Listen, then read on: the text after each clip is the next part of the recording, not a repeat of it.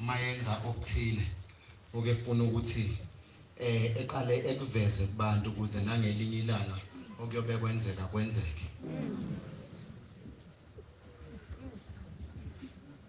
Manazaretha inkosi enkulu yasebuhleni bamaNazaretha Unyazi wezulu. Manazaretha ngihlangane nayo eqala kabusha empangeni la ebenikhona ngolesithathu. Icala lenzeka ngasekhaya.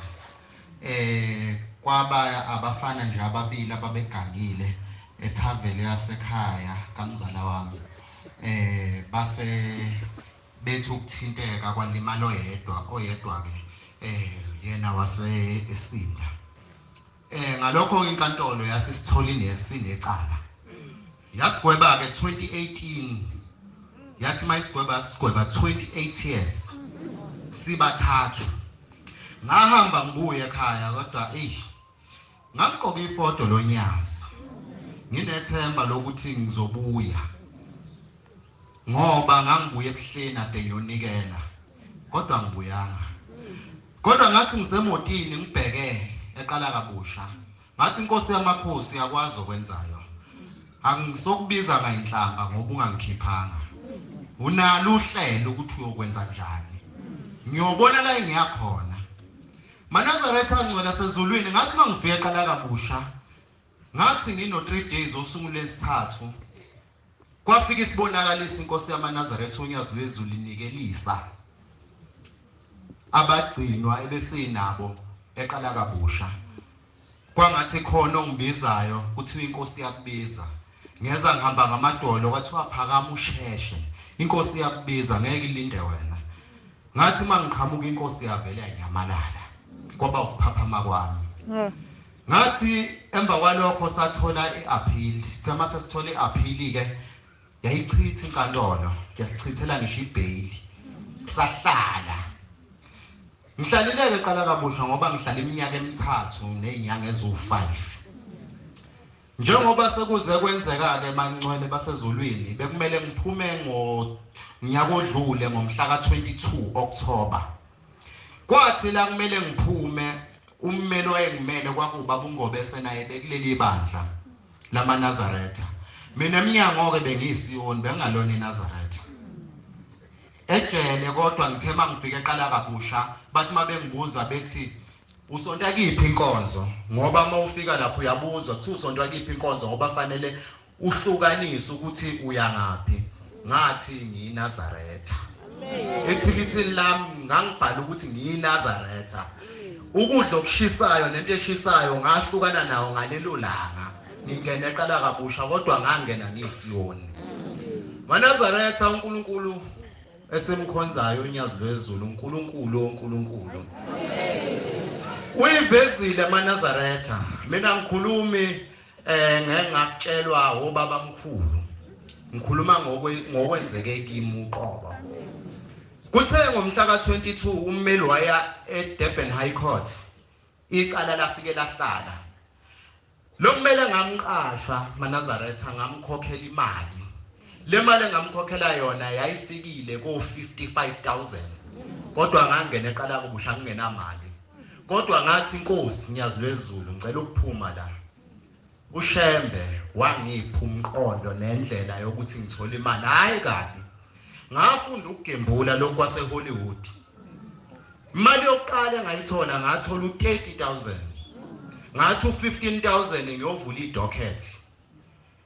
Zaqhubeka izinsuku naku ke sekumhla ka22.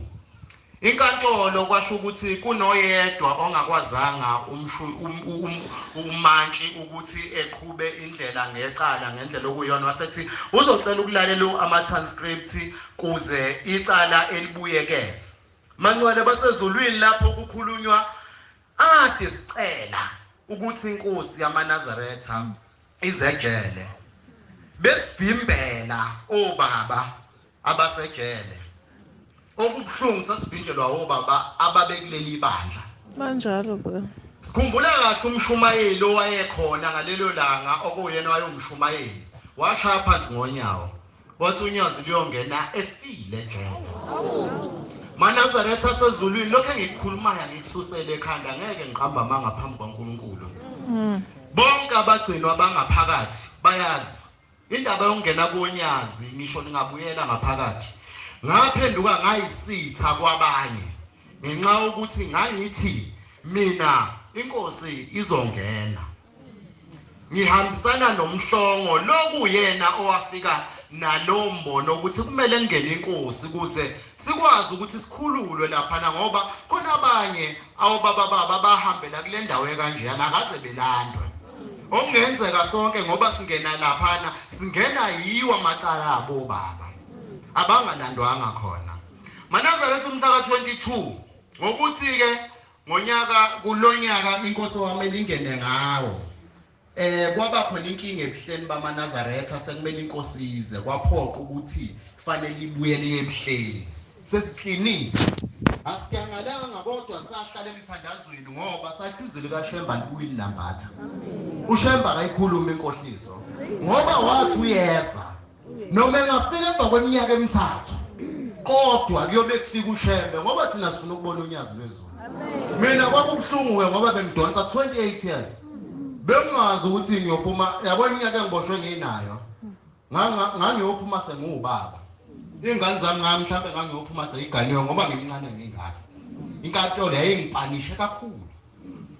Bangcwele basezulwini ngoba uNkulunkulu uyayihlela into zakhe. Ngifuna lento ungayilaleli. Ngifuna le ntshumayelo engikhulumayo ungayilaleli ngeindlebe zakho, ilalele ngeindlebe zasezulwini. Wayihlela uNkulunkulu lento yakhe. Uthe mayeyihlela abangcwele lase lihlehlisa icala. Lihlehliswa icala. Wasebuya ummeli kumina uNgobesa wathi Manqele icala lihlehlile kodwa ngizozama ukwenzela iappeal bail. Ubuye luhambe ekhaya uyodla uKhesimusi unyaka odlule. Uthe uNgobesa seqede yonke into sefinalizile. Kwathi sekumele ngolesibili evuke ehambe eyolanda idate. Wavele washona ulesine. Kwavele kwasangokunye ukuthi angiphumile ejele manje. Sengikhipha imali engaka ngingasebenzi. Ngizokhala kuba ngakhohle ukuthi bengikhale kulo onguye. Onginike ngingenalutho. Ngingakwazi ngikuthola kanjani. Ngahlala ethembeni. Sakhubeka ikhathi maNazaretha. Ngoba uNkulunkulu ebefuna ukubhala iBhayibheli lakhe masefaka isigcimbizo. Kungabi inzwabethi. Ngoba uNkulunkulu kaShembe uyazenzela okwakhe akathumeli. Kanti futhi akakhulunyelwa ngoba yena unawo umlomo uyayikhulumela.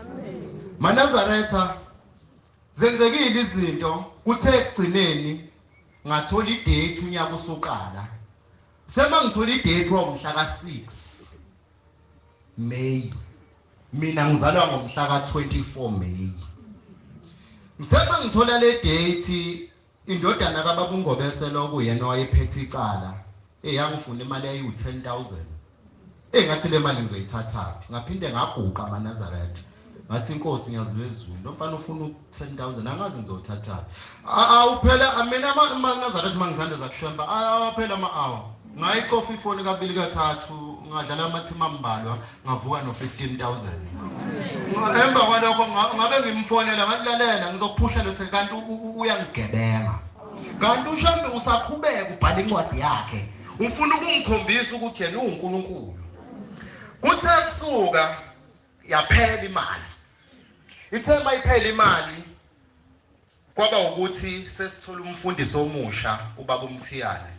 Usesithembisile emva kwaMarch 10 owawungomhla ka22 ukuthi ngoba kwakukhona ngisho baba umfundisi umlungane babekhona abagcotshwa bebaningi sesinethemba ukuthi unyazi lizongena. Ngakhuluma nenye inkosana ngathi inkosana kaMkhulu ngiyafisa inkosi unyazi lwezulu ngoba izongena ngoba kuthiwa iyeza inkinga izwa likakaphumi iningi yazi ngino 7,500 fune ngabe ngicabangela ukukhokhela abameli. Kodwa ngathi yazi ngoba nginikelwa ngizonikela ngo2,500. Yazi ukuthi uShembe mayenga ngipha u25,000 ngawufaka 5,000. Angikhulumi ngenganekwane. Ntambama ngaphinda ngaye eHollywood ngabamba 37,000. Ngabuya ngatshela uhlalo. Ngathi sihlalo Sengishawu 37,000. 5,000 ngiyawufaka ukuthi uNkulunkulu engene. Leyo mali ngangithi ngizokhokhela ngayo ummeli omusha. MaNazaretha angiyibonanga yashona phi. Kuthe kuphela lapho zahamba insuku ayikho imali engiphinde ngayithola kuze kube namhlanje. Ngadinga ummeli omusha ongifune ngimele. Ngifuna nizwe ke MaNazaretha ukuhlamba ukuthi uNkulunkulu. Nibonile ngikhokha imali engakanani ngikhokhe 65,000 angiphuma ngejele. Kodwa ngiphumela ngikhokha ngisho isenti. Amen. Ngithole iadvocate ekuyikhomishani kaZondo. Yangitshela yathi hawo Manqele icala lakho ngiyalazi ungobe solikhuluma. Ngizozama ukukusiza mahala ngoba uyakhala. Imali yami uyoyikhokha usuphumile. Ungobe salapha ngizoyisayina ukuthi nibathathu. Ningo-accuse. Manje icala leli ngelikwazi ukuthi linihlukanise. Ngoba nibathathu ke uthi ungobe sephansi kuzokhokha wena wedwa. Ngathi mina ngisho ngabe kuthiwa imalini oyifunayo. Kodwa mase ngisemnyango ngiyoyikhokha. Wathi hayi khulileka. Sathi siqeda ukukhuluma kwangena ivoice note efonini. Yenkosi enkulu yasebuhleni bamaNazaretha Unyazi lwezulu. Ithi ngomhla ka 4 ngiyeza eqala kabusha. MaNazaretha ngaba nokusaba engingakwazi.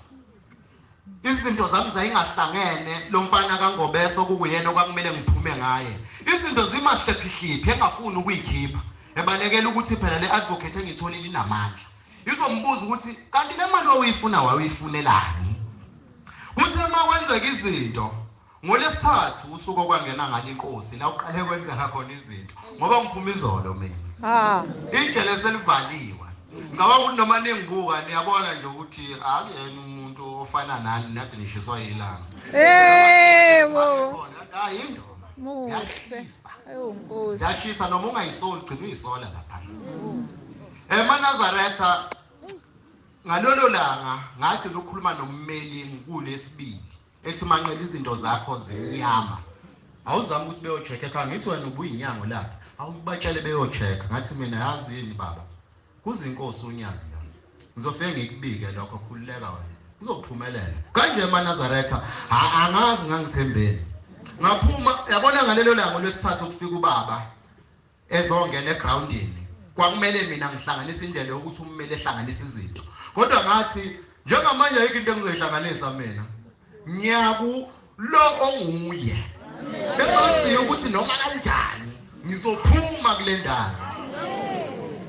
MaNazaretha sezulwini kunobaba okuthiwa umbuyaza ngikhuluma ngengane kwana bamtshela igama lami ngilishiyile eqala kabusha kodwa ngilishiya kahle ngoNkulunkulu ngoba nisibona sinjena hayi ngoba sikubekelwe yini sibekelwe Unyazi. Ingakho ngike ngicela uNkulunkulu omkhulu wasebuhleni bamaNazaretha ukuthi noma inini ebakhumbule abanye abafowethu abasalile ngoba ngeke sikufihla inhliziyo zibuhlungu ngoba abaqonda ukuthi njengoba yasho inkosi yamakhosi ukuthi ngeke siphume kanye kanye kodwa khona siyophuma ngoba amathaletha awafani. MaNazaretha sezulwini lo mmeli ngithe mangibuya ngolesithathu egroundini ngabuya ngingaphathekile kabi. Izinto ezazenzeka eMancwele ngaze ngasho ngathi Ushembe ungembethe ngoba abanye babafuthi basebehlubukile. Ngicabanga ukuthi ababekhona eqala kabusha babona. Amaphoyisa ngoba nanibona Unyazi lingangeni lapha. Sasibhalelwa yiwona. Engafuni Unyazi lingene. Kodwa uNkulunkulu esengenile. Yazi babedlula kanje.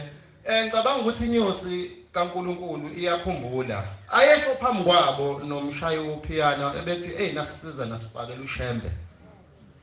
Yazi saze sathola umnikelo. Laphila ngaliyashisa. Lapho siyasho ukuthi inkosi emadoda ngeke siyibone. Emva kwalokho bakhiphula inodwa.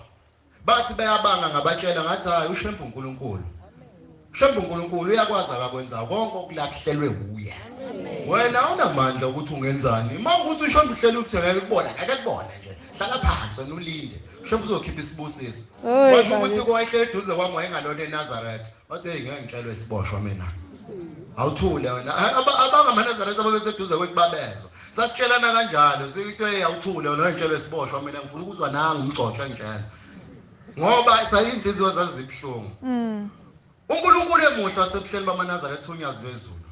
MaNazaretha kholwana ukuthi ushembe uNkulunkulu. Amen. Kholwana ukuthi ushembe uNkulunkulu.